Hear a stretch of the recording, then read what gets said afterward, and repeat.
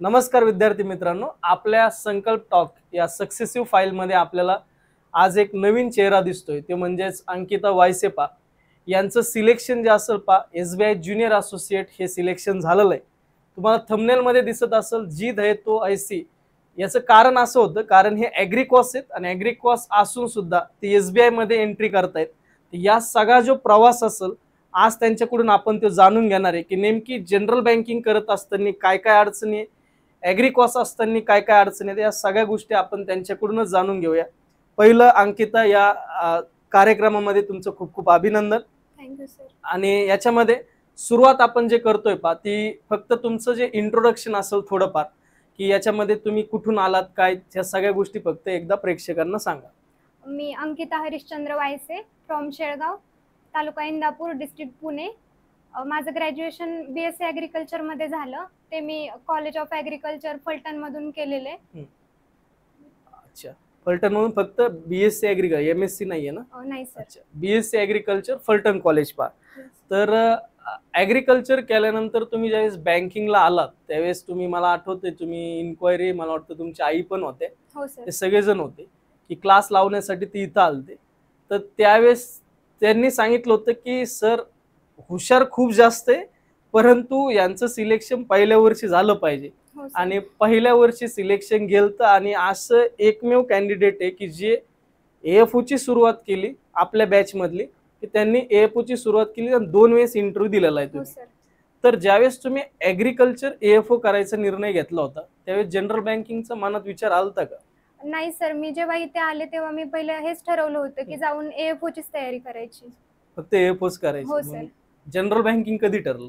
जेव्हा माझा first result गेला 1 एप्रिलला AFO चा, तेव्हा मी ठरवलं की वर्षभरात एकच एक्झाम देण्यापेक्षा जनरल बँकिंग मध्ये सगळ्या जास्त द्यायच्या. ऑपॉर्च्युनिटी आहे, तर मग जनरल बँकिंग कडे शिफ्ट झाले.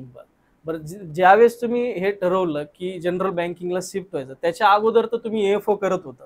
हो सर. मग AFO मध्ये आतापर्यंत मला आठवतं की तुमचे इंटरव्ह्यू मीच 2 वेळेस घेतलेले आहेत. हो सर. तर ज्यावेळेस तुम्ही इंटरव्ह्यू पर्यंत जाताय आणि त्याच्यानंतर तुम्ही स्किप होऊन जनरल बँकिंगला येता, असं नाही मनात वाटलं की सर मी ॲग्रिकॉस आहे, मी इथपर्यंत जाते तर मी पुन्हा परत ॲग्रिकल्चर कंटिन्यू ठेवलं पाहिजे?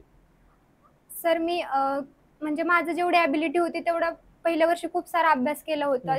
जसं की जेव्हा प्री होती AFO ची, तर प्रीला ॲग्रिकल्चरचं काहीच नसतं, तरी पण मी प्रीच्या 1 दिवस आधीपर्यंत ॲग्रिकल्चरचा पूर्ण अभ्यास करत होते. म्हणजे शेवटच्या दिवसापर्यंत स्किप नाही केला. असा विचार नाही केला की बाबा प्रीला ॲग्री नाहीये, आपण थोडंसं दिवस स्किप करावं आणि प्रीचा अभ्यास करावा, कारण मी दोन्ही अभ्यासमध्ये कंटिन्यू ठेवला होता.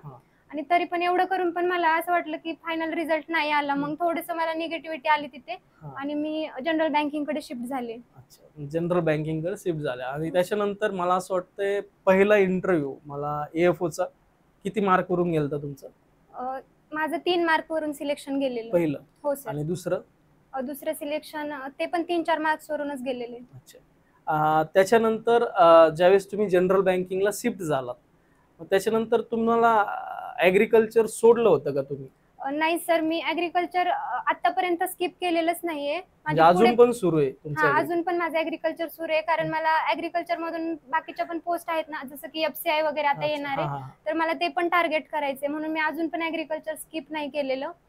मग हे बॅलन्स कसं ठेवलं तुम्ही हे? कारण प्रॉब्लेम काय होता, आजही मी मुलांना सांगतो AFO प्लस जनरल बँकिंग करा.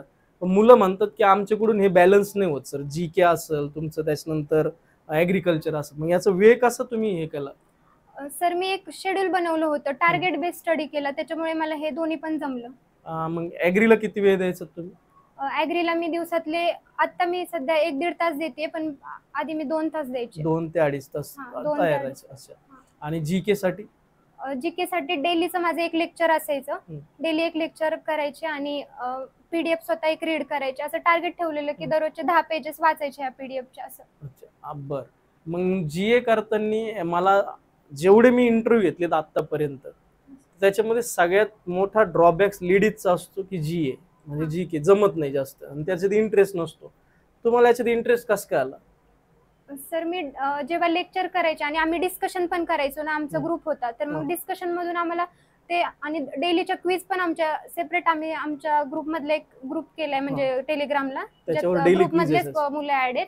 मग त्याच्यावर डेली क्विज असायच्या, मग त्याच्यामुळे आम्हाला इंटरेस्टेड गेला. आणि जी आत्ताची SBI ची जी एक्झाम झाली त्याच्यामध्ये मला अबाउट 20 तरी स्कोर असेल GA मध्ये असं मला तरी वाटते. चांगली गोष्ट आहे. त्याच्यानंतर मला सांगा की तुम्ही अशा बॅकग्राऊंड मधून येतात की जे बॅकग्राऊंड तुमचं फॅमिली बॅकग्राऊंड एक एकत्रित फॅमिली तुम्ही जसं सांगितल्याप्रमाणे, आणि तुमचे घरचे शेती करतायत पप्पा, तर शेतकरी असल्यानंतर काय प्राऊड असतो, कारण ही आता फिलिंग मी तुम्ही घरी गेल्यानंतर पाहिली असेल, ही फिलिंग कशी होते?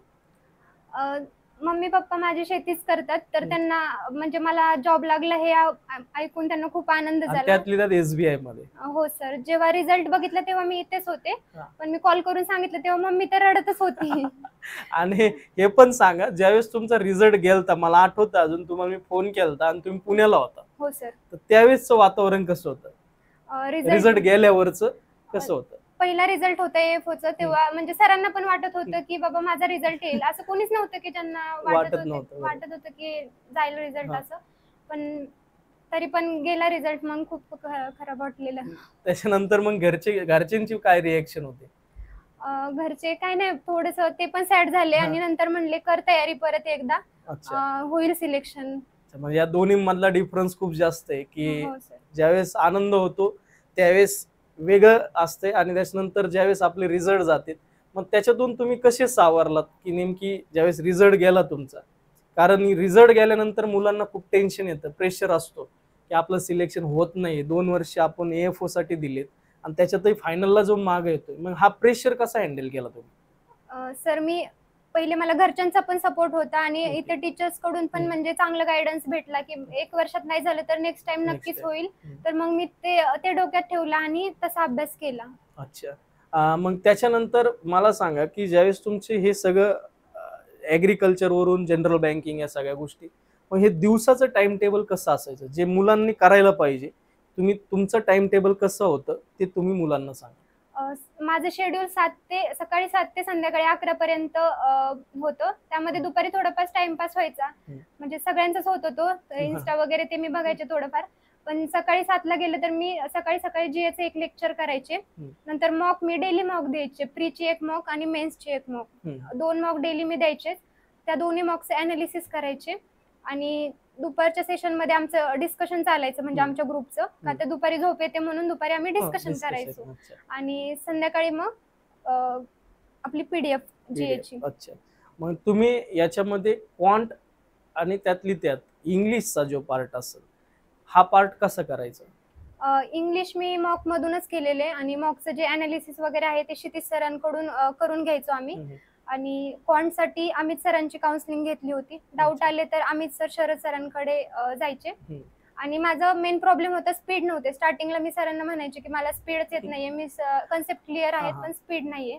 तर मग शरद सरांनी आम्हाला टास्क दिले होते की एवढे 100 हे सोडवा, एक्झाम्पल सोडवा, मग त्यातून माझं कव्हर झालं. आणि रिझनिंग मला आठवतंय पहिल्या वर्षी थोडं रिझनिंग अवघड होतं मला, तुम्ही ज्यावेळेस AFO होता, आणि आपले तुमच्या बॅचचे आज बऱ्यापैकी जॉईन आहेत, कृषी सेवक आहे, काही AFO आहेत, पण त्यांचे बऱ्याच जणांचा प्रॉब्लेम झाला की रिझनिंग गेलता, तुमचा निघला होता. पण ह्या रिझनिंगला कसं हँडल, कारण मेन प्रॉब्लेम काय होतो रिझनिंगचा, सोपं वाटतं पण तुमचं पझल असेल, सिटिंग अरेंजमेंट असेल, याच्यामध्ये स्टक होतात मुलं, हे कसे प्रॉब्लेम सॉल्व्ह केले?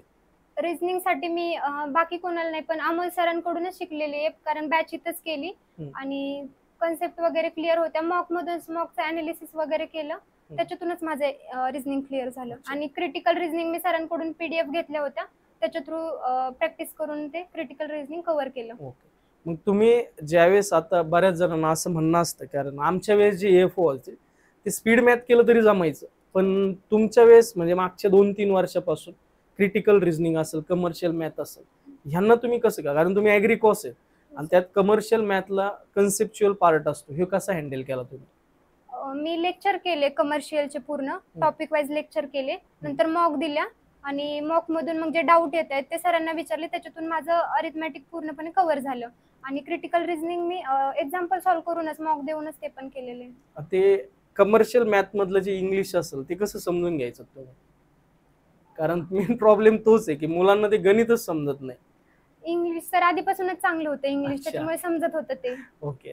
आणि त्याच्यानंतर मला आठवतंय तुमचं जे की इंग्लिशचा जो स्कोर असेल ते जवळपास 12, 13, 14 असं राहायचं हो AFO सर. ला पण. हो सर. तर तो कसा मेंटेन ठेवला होता तुम्ही? कारण होतं काय, आपल्या ऍग्रिकल्चरच्या मुलांचा स्कोर बऱ्याच जणांचा 10च्या पुढे नसतो किंवा 10च्या खाली असते किंवा आसपास असतो. तर हे कशा प्रकारे तुम्ही केलं इंग्लिशसाठी? इंग्लिशसाठी काउन्सिलिंग घेतलं डेली आणि त्याच्या थ्रू केलेले, म्हणजे मॉक दिल्या, त्याचं अनालिसिस आणि डेली काय काय करायचं म्हणजे ओकॅब वगैरे ते केलं. बर. त्याच्यानंतर मला हे सांगा की तुमचा प्लॅनिंग म्हणजे मुलांचं असं असतं की सर मला या टॉपिकला किंवा या सब्जेक्टला एवढा वेळ सांगा, हे कसं करत होतात तुम्ही? कारण वेळ कसा ठरवत होतात? क्वांटला किती वेळ, रिझनिंगला किती वेळ असं? सर मला क्वांटसाठी जास्त वेळ लागत नव्हता, कारण क्वांट माझं बऱ्यापैकी होतं, पण मला रिझनिंग थोडंसं हार्ड जायचं मेन्स लेवलचं, तर मग मी मेन्सला जास्त टाइम दिला. PDF वगैरे मेन्सच्या जास्त सॉल्व्ह केल्या आणि क्वांटमध्ये मॉक दिला. आणि अजून एक प्रश्न होता की बऱ्याच जणांचा प्रॉब्लेम असतो सर मेन्स लेवल खूप हार्ड असतं, आपल्याला नाही जमणार, हे कशा प्रकारे तुम्ही हँडल केलं? मेन्सला मला तरी असं वाटतं की अरिथमॅटिक वर जास्त डिपेंड राहावं लागतं, कारण DI जर एखादा अवघड आला तर मग ते सॉल्व्ह नाही झालं तर मग दुसरं काहीच राहत नाही, किंवा मग मिसलेनियस जे असतं ते, मग मी त्याची प्रॅक्टिस जास्त ठेवली होती. कारण बर. मग त्याच्यामध्ये अजून एक प्रश्न माझा असा आहे की ज्यावेळेस तुम्ही ह्या सगळ्या गोष्टी करत होतात, मॉक टेस्ट देत होता, त्याच्यानंतर तुमचं डिस्कशन चालायचं, याच्यामध्ये ग्रुप किती इम्पॉर्टंट असतो? ग्रुपमुळेच तर सगळं झालेलं आहे असं मला तरी वाटतं, कारण जेव्हा मी पहिले इथं आले तेव्हा सतीश सरांनी आणि तुम्ही आमचा डिस्कशनचे ग्रुप पाडले होते. त्याच्यामध्ये आम्ही ऍग्रीचं डेली डिस्कशन करायचो. प्रत्येक संडेला टेस्ट असायची, त्याचं पण 2 दिवस पहिलेच करून ठेवायचो आणि त्याच्यामुळे आपल्याला समजतं की बाबा कोण कुठे, असं म्हणजे प्रत्येकात कॉम्पिटिशन राहते आणि कॉम्पिटिशन किती हे पण समजतं. आणि ग्रुपमध्ये पण आम्ही क्विजचे पण बऱ्यापैकी फायदा झाला आम्हाला त्याचा पण. आम्ही म्हणजे टीचर्सला कुणाला ऍड नव्हतं केलं, पण फक्त स्टुडंटचेच ग्रुप केले होते. आणि आम्हाला हे पण आठवतं की तुम्ही आमच्या कायमस्वरूपी टॉपर असायचे, तुम्ही आणि प्रणोती, की या बऱ्यापैकी टॉपर असायचे. की ऍग्रिकल्चरच्या ज्या वीकली टेस्ट होत्या आपल्या त्यांच्यातले हे टॉपर असायचे काय. पण आता नशिबाने साथ नाही दिली. 2 वर्ष AFOचा इंटरव्ह्यू दिला, त्याच्यानंतर ते SBI मध्ये गेले. SBI कडे बघताना कसं बघता तुम्ही? नाही सर, जो ड्रीम जॉब असतो ना तोच कधी पण म्हणजे असं डोळ्यासमोर दिसतो, कारण म्हणजे AFOच. हा AFO म्हणजे अजूनही त्यांना असं वाटतं की मी जरी SBI मध्ये गेले तरी पण मला AFO व्हायचंय. तर त्याच्यासाठी नक्कीच आता 30 ऑगस्टला पेपर आहे. तर मग मला हेच सांगायचंय की हे विचारायचंय तुम्हाला की जे नवीन मुलं आहेत आपले, पेपर एक तर लवकर आहे, नवीन मुलांना थोडा उशीर झालेला आहे आलेला, याच्यासाठी स्ट्रॅटेजी कशी ठेवली पाहिजे? तुम्ही कशी स्ट्रॅटेजी ठेवायला सांगता? नवीन मुलांसाठी त्यांनी क्वांट रिझनिंग आणि इंग्लिशकडे जास्त लक्ष देणं गरजेचं आहे, कारण आमच्या बॅचमध्ये आता मी 2 वर्ष झालं बघतेय की बऱ्याच मुलांच्या प्रीस निघत नव्हत्या, त्याच्यामुळे ऍग्रीचा खूप सारा अभ्यास होता त्यांचा. म्हणजे आम्ही पहिल्यापासून ऍग्रीच करत आले 2 वर्ष, पण प्री निघत नव्हती, त्याच्यामुळे त्यांचं पूर्ण पुढची प्रोसेसच स्टॉप होत होती. आता आमच्यातलीच एक आमची फ्रेंड प्रीती झाली AFO, तर तिचं पण पहिल्या वर्षी प्री नव्हती निघाली, पण तिचा अभ्यास खूप होता. मग जेव्हा दुसऱ्या वर्षी तिला समजलं की तिचं क्वांट रिझनिंग वगैरे तिने फोकस केला आणि तिचं मग ती AFO होऊन गेली. त्यासाठी मुलांनी क्वांट रिझनिंग इंग्लिशकडे जास्त लक्ष दिलं पाहिजे. त्यासोबत ऍग्री स्किप नाही करायचं, लास्ट दिवसापर्यंत ऍग्री कंटिन्यू ठेवलंच पाहिजे. त्याच्यानंतर तुम्ही आतापर्यंत मला असं वाटतंय IBPS AFO चे 2 इंटरव्ह्यू, RRB POचा 1 इंटरव्ह्यू, त्याच्यानंतर तुम्ही RRB PO मला वाटतं कर्नाटक मधून होता ना? कर्नाटक मधून. त्याच्यानंतर IBPS क्लर्क मेन्स हा एक असेल, IBPS PO मेन्स ही एक असेल. म्हणजेच इथं ऍग्रिकल्चरच्या मुलीने एवढ्या सगळ्या मेन्स दिलेल्या आहेत जनरल बँकिंगच्या, त्याच्यानंतर SBIचं त्यांना यश भेटलेलं आहे. जाता जाता मला एक 2-3 प्रश्न विचारायचे तुम्हाला की तुम्ही ज्यावेळेस इथपर्यंतचा जो प्रवास आहे तुमचा, या प्रवासामध्ये तुमच्यासाठी योगदान कोणाकोणाचं आहे, हा पहिला प्रश्न. सर माझ्या घरचे पहिले तर खूप सपोर्टिव्ह आहेत. जरी रिझल्ट गेले, खूप सारे रिझल्ट माझे 1-2 मार्क्स वरून जात होते, तर मला थोडी भीती पण असायची की घरच्यांना काय वाटत असेल वगैरे, पण त्यांनी कधीच मला असं वाटून दिलं नाही की बाबा तुला आमचा सपोर्ट नाहीये. ते नेहमी म्हणायचे की आज नाही झालं तर नेक्स्ट रिझल्ट मध्ये होऊन जाईल. तसंच मी रिझल्ट गेला तर इथे क्लासला काउन्सिलिंगला यायचे, तर टीचर्स पण मला सांगायचे की तू हुशार आहे, तुझं होऊन जाईल, आता नाही झालं तर नेक्स्ट एक्झाम मध्ये नक्की होशील. आणि माझे रिलेटिव्ह पण सगळे मला सपोर्टिव्ह भेटले. अच्छा. आणि दुसरी गोष्ट, एक मुलगी म्हणून तुम्हाला एवढं सपोर्ट जे असेल 2-3 वर्षाचा जो सपोर्ट, कारण आता तुमचे 3 वर्ष झालेत जवळपास. हो सर, तर 2 वर्ष झाली. 2 वर्ष, 23 पासून ते 25 पर्यंत. तर मग मुलगी म्हणून तुम्हाला काय वाटतं? कारण काही काही मुलींना 1च वर्ष चान्स दिला जातो, काही काहींना 2 दिला. याच्यावर पण सांगा, कारण काही काही मुलींचं कॅपेबिलिटी असते, पण काही घरच्यांमुळे किंवा काही अडचणीमुळे ती तिथपर्यंत पोहोचत नाही. मला असं वाटतं की जर मुलीचा रिझल्ट येत असेल बऱ्यापैकी, म्हणजे आता एवढे मेन्स वगैरे देते, इंटरव्ह्यू देते, तर अशा मुलीला घरच्यांनी सपोर्ट केला पाहिजे. आणि जरी घरचे सपोर्ट करत नसेल तर त्यांच्या रिलेटिव्हने सपोर्ट केला पाहिजे. टीचर्स तर सपोर्ट असतोच, कारण जेव्हा घरचे काही बोलतील की बाबा नाही इथून पुढे एक्झाम नाही द्यायच्या, तर टीचर्स फोन करून सांगतात घरी की बाबा ही मुलगी हुशार आहे, तिला थोडीशी ऑपॉर्च्युनिटी द्या म्हणजे अभ्यास करण्यासाठी पुढे. 100%.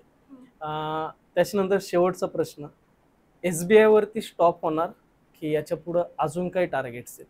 नाही सर, मला ऍग्रीकल्चर मधूनच पोस्ट पाहिजे, तर मी त्याच्यासाठी ट्राय करणार. AFO की नाबार्ड?